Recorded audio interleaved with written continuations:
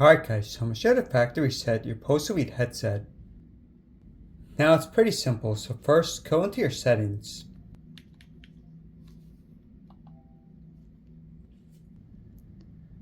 Then scroll down to sound, audio output, and output device. You should see Pulse Elite, but if you don't, just make sure you're connected. Now go to your PS Link adapter.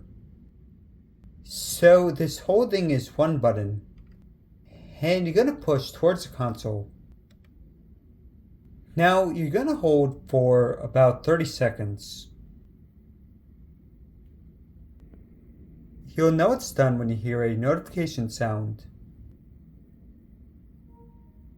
It's going to blink and it'll say Pulse Elite disconnected. Then on the list you notice it's not here.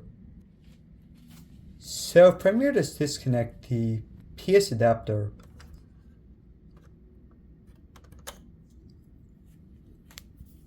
Then just go turn off your headset. Gonna hold this button for about 3 or 4 seconds.